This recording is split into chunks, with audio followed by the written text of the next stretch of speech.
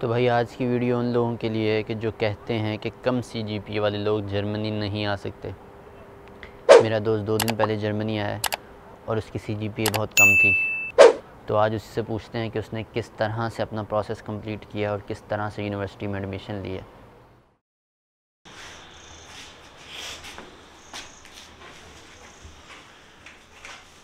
Bell बजा के भाग रहा है ये बंदा। यहाँ पे तो बेल बजा के भागना आसान है।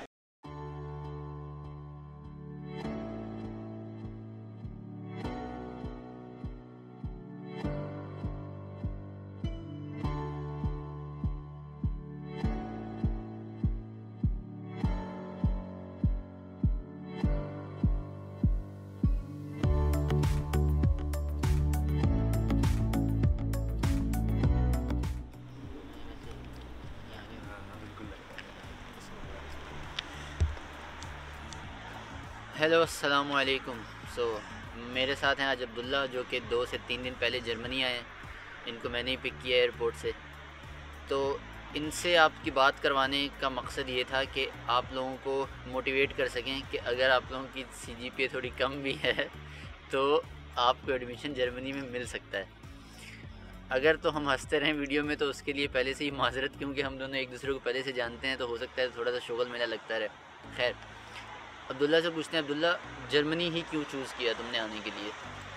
यार असीम भाई कंपैरिजन किया था जर्मनी और ऑस्ट्रेलिया और यूके के बीच में ना। जर्मनी बजट में भी था और जर्मनी की इंजीनियरिंग वगैरह टॉप नॉच है, तो फिर उसी को प्रेफर कर लिया। अच्छा, तो ऑस्ट्रेलिया और यूके वगैरह का बजट तो तुमने पता करवाया होगा, तो वो कितना था और एज़ कम्पेयर टू जर्मनी कितना फिजिबल है Germany in terms of like?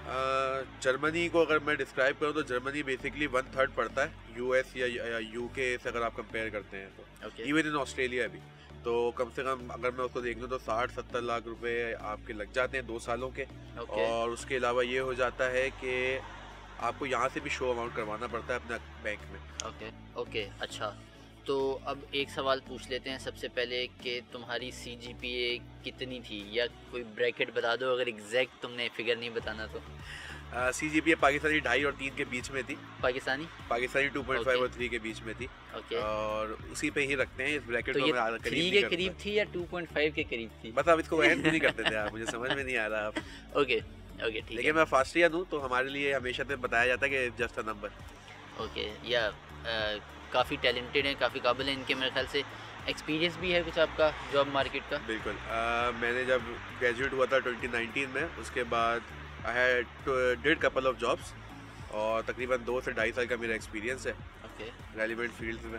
Okay, actually problem एक ये होती है कि जब हम बैचलर्स कर रहे होते हैं ना, तो हमें ये नहीं पता होता कि हमने मास्टर्स करने के लिए बाहर जाना है या नहीं जाना। तब हमारे माइंड में ये होता नहीं है, तो तब हम सीजीपीए की इतनी फ़िक्र करते भी नहीं है। हम बोलते हैं कि कोई मसला नहीं है यार, बैचलर्स करके हमने जॉब भी तो करनी है, या अगर मास्टर्स भी करना होगा तो पाकिस्तान की किसी न किसी यूनिवर्सिटी में तो एडमिशन मिल ही जाता है। लेकिन जब बैचलर्स करने के बाद फिर हम देखते हैं जॉब मार्केट का हाल, या जब हमारा माइंड बन जाता है कि अब हमने मास्टर्स करने के लिए जाना है, तो फिर हमारे लिए मसला होता है कि अब हम देखते हैं कि यार अब तो इतनी सीजीपीए तो हमने नहीं लेके आया, या हमारे इतनी नहीं है सीजीपीए। लेकिन फिक्र करने की ज़रूरत नहीं है, कम सीजीपीए पे भी बहुत सी जर्मन यूनिवर्सिटीज़ एडमिशन दे देती। अच्छा ओके, सबसे पहले आप अपनी डॉक्यूमेंटेशन बता दें, अपनी एजुकेशन क्वालिफ़िकेशन बता दें कि आपने क्या क्या किया हुआ है, और मास्टर्स की बेस पे आपने अप्लाई किया है तो ऑब्वियसली आपने बैचलर्स किया होगा। बैचलर्स किस में किया है और मास्टर में किस फील्ड में आपने अप्लाई किया, ये सारी चीज़ें सही है। मैं आपको बता देता हूँ आपको डॉक्यूमेंट्स जो थे। मैंने ओ लेवल्स ए लेवल्स किया है, मेरा ओ लेवल्स ए लेवल्स का बैकग्राउंड है, तो ओ लेवल ए लेवल्स का रिजल्ट होता है। बैचलर्स के लिए आपको इक्विवेलेंसी बनवानी पड़ती है HEC से वेरीफाइड, तो उसके लिए मेरे पास इक्विवेलेंसी थी ओ लेवल की और ए लेवल की। इसके अलावा लेटर ऑफ रिकमेंडेशंस चाहिए होते हैं 2 फ्रॉम द टीचर्स और from the place you are working. उसके बाद LOM letter of motivation, that is a must. और उसके अलावा आपके पास curriculum vitae, that is CV Europass के फॉर्मेट पे होनी चाहिए। उसके अलावा अगर आपके कुछ सर्टिफिकेट्स हैं या आपने कुछ कोर्सेज वगैरह अटेंड किए हुए हैं उस, और आपकी बैचलर्स की ट्रांसक्रिप्ट बैचलर्स की डिग्री, ओके ये सब कुछ आपकी नोटराइज्ड अटेस्टेड होने चाहिए। ओके। तो डॉक्यूमेंट्स हमने आपने जैसे कि बताया कि मैट्रिक और इंटर का सर्टिफिकेट, लेकिन आपने क्योंकि इंटर नहीं किया हुआ, आपने OA लेवल्स किया हुआ है, तो उसकी जो इक्विवेलेंसी HEC से बनती है, HEC से बनती है ये? बिल्कुल HEC से ओके, तो बनती उसकी इक्विवेलेंसी जो HEC से बनती है वो इक्विवेलेंसी हो गई, आपकी बैचलर्स की ट्रांसक्रिप्ट और डिग्री हो गई। उसके बाद आइल्स किया है आपने? है। बिल्कुल आइल्स किया था मैंने, Okay. आइल्स में भी मेरा तकरीबन 7.5 स्कोर था। Okay, so 7.5 is quite a good score. तो पहले तो ये बताओ कि कहाँ से तैयारी की और किस तरह से आपने आइल्स को प्रिपेयर किया? बेसिकली आइल्स के मल्टीपल कोर्सेज अवेलेबल होते हैं यूट्यूब पे। There are lot of channels that I subscribe in, तो उसमें मैंने एक जे करके एक चैनल था, तो उसमें मैंने किया था, क्या कहते हैं, उसी से पढ़ा है, उसी से समझा था, और फिर जो समझ लें एक तरह से पास पेपर्स टाइप की चीज़ें होती हैं, ओके जो क्वेश्चन उनके रिलेटेड होते हैं उनको सॉल्व किया था, एसेस वगैरह लिख के देखे थे। ओके, तो मतलब आप ये कह रहे हो कि आपने आइल्स की तैयारी किसी यूट्यूब भी से की है मैंने। कोचिंग सेंटर से कहीं से भी नहीं की? वो करने पूरी- की ज़रूरत नहीं होती हसीब भाई, आपको ज़्यादा बेहतर अंदाज़ा होगा इस चीज़ का कि आप जब बोलते हो, अगर आप थोड़े से भी बोलने में होते हो इंग्लिश में, तो आपके लिए पीस ऑफ केक तो नहीं बोलूँगा मैं, लेकिन इतना मुश्किल नहीं पड़ता है। ओके, आइल्स को बहुत हवा बनाया जाता है क्योंकि हम ये समझते हैं कि शायद आइल्स कोई बहुत ही मुश्किल चीज़ है, लेकिन नहीं, मेरे ख्याल से कि जिस बंदे ने बैचलर्स किया होता है तो उसके पास इतनी नॉलेज होती है कि वो कुछ ना कुछ इंग्लिश बोल सकता है। पढ़ तो हर बंदा ही सकता है, और लिसनिंग भी हर बंदा ही अच्छा होता है लिसनिंग में। हम जो मार खाते हैं वो हम राइटिंग में मार खाते हैं, क्योंकि हमें इंग्लिश लिखनी बहुत अच्छे से नहीं आती है। तो मेरा जो बैंड सबसे कम था वो राइटिंग में था, होपफुली आपका भी। बिल्कुल बिल्कुल। राइटिंग में सबसे कम बैंड होता है, राइटिंग में हमें थोड़ी मेहनत करने की ज़रूरत है। तो और सेकेंडली जैसे उन्होंने बताया कि सारी इन्होंने प्रिपरेशन ऑनलाइन ही की है, तो बेस्ट यही है कि आप घर पे बैठ के ऑनलाइन ही प्रिपरेशन कर लो। लेकिन अगर ये हर बंदे पे डिपेंड करता है, कोई बंदा सेल्फ़ लर्निंग में इतना अच्छा नहीं होता। अगर आप सेल्फ़ लर्निंग में अच्छे नहीं हैं तो अगर आप किसी कोचिंग सेंटर में भी एडमिशन ले लेते हो तो दैट्स फाइन, इसमें कोई बुरी बात नहीं है। देयर आर सम वेबसाइट्स के जहाँ से आप प्रिपरेशन कर सकते हो, वो मैं लिस्ट डाउन कर दूंगा यहाँ पे, इनसे भी पूछ के बता दूंगा। अगर कोई वेबसाइट आपके माइंड में है तो आप अभी भी बता सकते हो। IELTSlearning.com एक वेबसाइट है, Okay. जिस पे आपको पेपर्स मिल जाते हैं या Okay. फॉर्मेट्स मिल जाते हैं पूरे Okay. ना, राइटिंग से रिलेटेड, स्पीकिंग के टॉपिक्स, लिसनिंग के टॉपिक्स और क्वेश्चंस, तो उसमें आप तैयारी करें उधर से। ओके, तो आपके डॉक्यूमेंट्स हो गए, बिल्कुल। आपका आइल्स हो गया। अच्छा, अब आपने क्या किया डॉक्यूमेंट्स को वेरीफाई करवाने के चक्कर में? लाइक अगर बैचलर्स को वेरीफाई करवाया आपने HEC से, तो वो किस तरह ऑनलाइन करवाया आपने या आप उनके ऑफिस गए थे HEC? बेसिकली दोनों ही अवेलेबल हैं अब, क्योंकि अब Okay. कोविड की सिचुएशन हमारे पाकिस्तान में भी है, Okay. तो HEC अब ऑनलाइन भी आपको एक फॉर्म भरना होता है और TCS करना होता है, तो Okay. वेरीफाई होके आ जाता ओके है। HEC का और जाके भी करवा सकते हैं आप। ओके तो HEC तो ये है, और फिर नोटराइजेशन जो है, क्योंकि मैं कराची से हूँ, कराची पाकिस्तान से, तो सिटी कोर्ट जो सदर की तरफ है उसके साइड पे ही मतलब शॉप्स होती हैं लॉयर्स के, बेसिकली डेस्क और केबिन्स Okay, बने हुए होते हैं, okay. उधर से जाके आप नोटराइज करवा लें। अच्छा, वहाँ से आपने नोटराइज करवा लिया, बिल्कुल। आपके पास सारे डॉक्यूमेंट्स वेरीफाई हुए में नोटराइज हो गया। अब आपने क्या किया? आपने और- यूनिवर्सिटीज़ को बिल्कुल, जब जो शॉर्ट लिस्टेड मेरी यूनिवर्सिटीज़ थी, मैंने उनको भेजना शुरू किए via email, via forms, documents जो भेजते हैं अटैचमेंट के तौर पे, वाया पोस्ट भी कुछ यूनिवर्सिटीज एक्सेप्ट करती हैं, और यूनी असिस्ट एक वेबसाइट है जिसके थ्रू आप मल्टीपल यूनिवर्सिटी ओके, को टारगेट कर सकते हैं। आपने अपने ऑब्वियसली हर बंदे का अपना क्राइटेरिया होता है। जिनकी CGPAs बहुत ज़्यादा होती हैं वो बहुत अच्छी यूनिवर्सिटीज़ को टारगेट करते हैं, जिनकी CGPAs थोड़ी कम होती हैं वो किसी और तरह की यूनिवर्सिटीज़ को टारगेट करते हैं। तो अब आपने अपनी यूनिवर्सिटीज़ शॉर्ट लिस्ट किस तरह से की अपने क्राइटेरिया के मुताबिक? Dart.de एक वेबसाइट है Okay. That allows you lot of filters. Okay. मैं अगेन वापस बोलूँगा ये बात कि आप अपना क्राइटेरिया के हिसाब से अपने फिल्टर सेट कर दें, तो उसके हिसाब से आपकी यूनिवर्सिटीज़ की लिस्ट आ जाती है, okay and then you can short list according to your majors what you are okay, choosing. क्या क्या क्राइटेरियाज वहाँ पे आप क्या क्या फ़िल्टर्स आप लगा? बेसिक फिल्टर्स जो हैं वो ये हैं कि अपनी फील्ड, ओके मतलब आप कौन सी फील्ड में जाना चाह रहे हैं, मास्टर्स करना चाह रहे हैं या बैचलर्स करना चाह रहे हैं, ओके इंग्लिश में करना चाह रहे हैं, और फीस होनी चाहिए नहीं होनी चाहिए, विंटर सेमेस्टर होता है नहीं होता, समर सेमेस्टर होता है नहीं होता, या दोनों में आप एडमिशन ले सकते हैं। तो these are the basic filters, बाकी एडवांस तो बहुत ज़्यादा होता है। आप यहाँ पे विंटर सेमेस्टर, मैं winter ये semester विंटर में सेमेस्टर में आए हैं हम, मैं और मेरा एक और दोस्त है, हम समर सेमेस्टर में आए हैं यहाँ पर। तो विंटर और समर सेमेस्टर में फ़र्क कोई भी नहीं है, आप किसी भी सेमेस्टर में आ सकते हो, लेकिन विंटर सेमेस्टर जो होता है उसमें यूनिवर्सिटीज़ ज़्यादा एडमिशन आपको देती हैं। ज़्यादा यूनिवर्सिटीज़ के इनटेक जो होते हैं वो विंटर्स के लिए होते हैं। समर यूनिवर्सिटीज़ में थोड़ी कम यूनिवर्सिटी होती हैं जो कि एडमिशन्स देती हैं। तो अगर आपको समर में मिल रहा है या विंटर में मिल रहा है कोई फ़र्क नहीं है, आप किसी में भी आ जाओ, ठीक है। अच्छा ये हो गया। ओके, अब आती है ब्लॉक अमाउंट। ब्लॉक अमाउंट के लिए, ब्लॉक अकाउंट खुलवाने के लिए मल्टीपल ऑर्गेनाइजेशंस हैं, जैसे कोरेकल हो गया, फिनतिबा हो गया। आपने किसका चूज़ किया था? मैंने फिनतिबा किया था। ओके। उसी पे मैं मतलब मैं दोस्तों से सजेशन मांगी थी, तो उन्होंने बोला था कि फिनतिबा इज़ द बेस्ट। ओके। तो मैंने फिनतिबा ही तो choose फिनतिबा का प्रोसेस क्या है, मतलब सिंपल है, आपको सब ऑनलाइन ही करना पड़ता किया। ऑनलाइन है फिनतिबा, बैंक ही ऑनलाइन है बेसिकली। Okay. जर्मनी में ऑनलाइन बैंक खुलता है, यहाँ पे आके आपको जाहिर सी बात है उसको अकाउंट को खुलवाना पड़ता है बैंक में, और फिर फिनतिबा ट्रांसफ़र करता है आपके पैसे उसमें। वरना फिनतिबा का अकाउंट ऑनलाइन है, मल्टीपल डॉक्यूमेंट्स आपको सबमिट करने होते हैं, कुछ फॉर्म्स भरने होते हैं, that's it, you got the. Okay, तो कितनी ब्लॉक अमाउंट आपकी लगी तकरीबन जर्मनी आने के लिए? ब्लॉक अकाउंट यूरोज में तो उतनी ही है, मतलब शुरू से उनकी उतनी है 10,337, ओके। बट सरचार्जेस और सब चीज़ें मिला के तकरीबन आपके 10,500 यूरोज लग ओके, और जाते हैं। पाकिस्तानी हिसाब से कितने बन जाते हैं तकरीबन? पाकिस्तानी अभी मुझे अंदाज़ा नहीं कि यूरो कितने का चल रहा है, आई थिंक 198 199 का चल रहा होगा, और 200 201 का हमें पड़ेगा। ओके। बेसिकली अगर हम तो खरीदने जाते हैं टोटल कितने? तो टोटल आप समझ लें 20 लाख रुपए। ओके, 20 लाख लमसम रख लें, कम होते हैं ओके। वैसे इससे, लेकिन ओके, 20 लाख। ये 20 लाख रुपए वापस मिल जाते हैं आपको, क्या चक्कर होता है, बिल्कुल। किस तरह से? 20 लाख रुपए का ये सीन होता है कि जब आप यहाँ पे आते हैं और अकाउंट आप यहाँ पे खुलवा लेते हैं, तो कंज्यूम आप करते हैं उन्हीं को ना, वो बेसिकली फिनतिबा या जो अकाउंट होता है वो आपको 850 के अराउंड 855 यूरोज मंथली आपको देता है कि भाई आप इसको अपने ऊपर कंज्यूम करें, मतलब अपने रहना सहना, इंश्योरेंस, खाना पीना, ओके। उस पर आप कंज्यूम करें, तो ये 1 साल का बजट आपका इस तरह से कवर हो जाता है। तो बेसिकली जर्मनी में टोटल अगर आप देखो पढ़ने के लिए जो फीस है या जो शुद्ध है। चार्जेस हैं वो महंगा है ज़ीरो। ऑनेस्टली।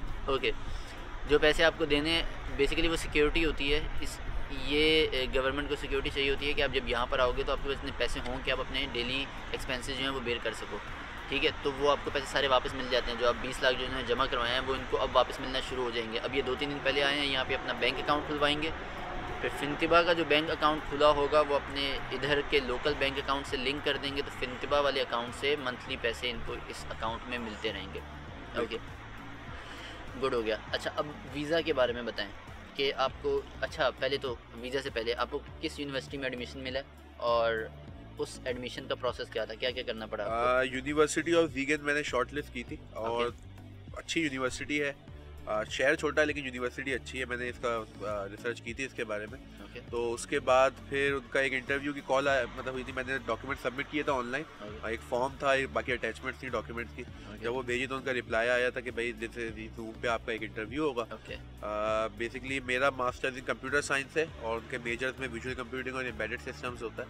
ओके। तो उन्होंने दोनों का इंटरव्यू लिया था मेरा, और मेरा दोनों का ही अल्हम्दुलिल्लाह क्लियर हो गया था। ओके। तो मैंने अभी तक मास्टर्स की अपनी स्पेशलाइजेशन डिसाइड नहीं की है, लेकिन हाँ, मास्टर्स इन कंप्यूटर साइंस है मेरा, यूनिवर्सिटी ऑफ ज़ीगन, सिटी भी ओके। ज़ीगन है। ओके, ज़ीगन सिटी है, यूनिवर्सिटी भी यूनिवर्सिटी ऑफ ज़ीगन, और मास्टर्स ऑफ कंप्यूटर साइंस करने के लिए ये आए हैं। ओके, तकरीबन कितनी यूनिवर्सिटीज़ में आपने अप्लाई किया था? शॉर्ट लिस्ट कितनी की थी आपने यूनिवर्सिटीज़, और उसके बाद अप्लाई कितनी यूनिवर्सिटीज़ में किया था, और उसके बाद कितनी यूनिवर्सिटी से आपको रिस्पॉन्स आया? शॉर्ट लिस्ट मैंने तकरीबन 20 की थी, ओके। अप्लाई मैंने 12 में किया था। ओके। बस, और उनमें से तकरीबन 2 से रिप्लाई आया था, तो उनमें तो ये बेहतर थी। तो अच्छा देखें, कुछ यूनिवर्सिटीज़ ऐसी होती हैं कि जिनमें CGPA का कोई क्राइटेरिया भी नहीं होता, कुछ यूनिवर्सिटीज़ होती हैं उनके ऐसे क्राइटेरिया में कुछ नहीं है कि इतनी CGPA चाहिए, आपको अपनी एप्लीकेशन बस मजबूत करनी होती है। फॉर एग्जांपल अगर आपकी CGPA थोड़ी सी कम है तो इसका मतलब ये नहीं है कि आप बोलो कि यार नहीं मुझे नहीं मिल सकता, आपको अपना लेटर ऑफ रिकमेंडेशन थोड़ा बेहतर करना है, लेटर ऑफ मोटिवेशन आपको अच्छा लिखना है, और आपकी CV अच्छी सी बनानी है। तो ये सारी चीज़ें जब आप अच्छे से प्रिपेयर करोगे तो वो कंपनसेट कर देता है आपकी CGPA को। खैर, ओके, तो आपने 12 यूनिवर्सिटी में अप्लाई किया और आपको 2 यूनिवर्सिटी से रिप्लाई आ गया था, ओके। और this one was the better choice, तो मैं ओके। इसी में चला गया। ओके, तो फिर आपको यूनिवर्सिटी से एडमिशन मिल गया, अब आपका वीज़ा का प्रोसेस हुआ, तो आपने वीज़ा के लिए अप्लाई किया, आप कराची कॉन्सुलेट से? Karachi okay, consulate. तो उसका क्या प्रोसेस है, थोड़ा सा ब्रीफली बताना।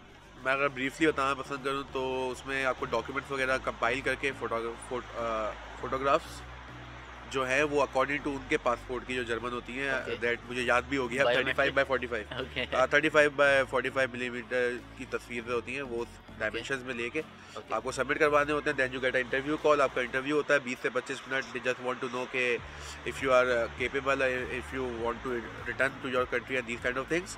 और उसके बाद फिर आपको वीज़ा का आ जाता है। ओके, एक बात बताएं कि यूनिवर्सिटीज़ को शॉर्ट लिस्ट करने से लेकर के वीज़ा मिलने तक का प्रोसेस, ये टाइम स्पेन कितना है, कितना टाइम लग जाता है इसमें? शॉर्ट लिस्ट से लेकर अगर मैं करूँ तो around 4 to 5 months, 6 months maximum. Okay, so अगर आप विंटर सेमेस्टर में आ रहे हो और अगर आपकी यूनिवर्सिटीज़ लेट सपोज अक्टूबर में स्टार्ट होनी है, तो आप अपना हिसाब लगा लो, कम से कम 6 से 7 महीने पहले से अपना प्रोसेस स्टार्ट करना शुरू करें। और एक चीज़ ये कि जैसे यूनिवर्सिटी के एडमिशन्स खुलते हैं, आप सबसे पहले अप्लाई करें। जितने जल्दी आप अप्लाई करेंगे, यूनिवर्सिटी का रिस्पांस इतनी जल्दी आएगा और उसके बाद आपके पास टाइम होगा बाकी सारे प्रोसेस कंप्लीट करने के लिए। अगर आप यूनिवर्सिटीज़ की डेडलाइन के करीब, जैसे ख़त्म होने वाली डेडलाइन, और आप जाके अप्लाई करते हो, तो ऑब्वियसली यूनिवर्सिटी का रिस्पांस लेट आएगा, फिर आपको वीज़ा में थोड़ा टाइम चाहिए होगा, तो ये काफ़ी टाइम लग जाता है। ओके, वीज़ा आपको मिल गया, उसके बाद आपकी क्या तासुरात थे, और कोई खुशी वुशी हुई, और बिल्कुल, घर पे बहुत क्या, घर पे जश्न वशन हो रहा है, क्या हो रहा है? घर में अब तो जश्न नहीं हो रहा, अब तो थोड़ा सा शोक सा होगा होना चाहिए, लेकिन ये इस तरह से नहीं है। बेसिकली उस वक्त तो बहुत खुशी होती है और थोड़ी फिक्र भी होती है थोड़ा, क्योंकि आप बिल्कुल एक नया चैप्टर स्टार्ट करने जा रहे होते हो। Okay. और अच्छी खासी सैलरी, अच्छी खासी जॉब, ज़िंदगी आप छोड़ के जा रहे होते हो। लेकिन इसमें घबराने वाली बात नहीं होती, क्योंकि हर दिन जो है नई एक सूरज की किरण लेकर आता है, तो उसी में आप करें, वो बेहतरीन मतलब होता है। मैं अभी तक तो बहुत अच्छा जा रहा है, अभी तक तो मुझे कोई फैमिली का मसला नहीं हो रहा। मतलब इतनी याद नहीं आ रही, क्योंकि रोज़ बात हो जाती है, बाकी फैमिली मेरे साथ है, मेरे दोस्त हैं साथ, तो इट्स गुड गोइंग। EPA का मैटर नहीं करती है, जैसे आसिफ भाई ने पहले भी बोला है, बस आपको घबराना नहीं है, जैसे इमरान खान बोलता है। तो भाई ये थे अब्दुल्ला, ये जर्मनी पहुंच चुके हैं, इनकी काफ़ी स्ट्रगल है।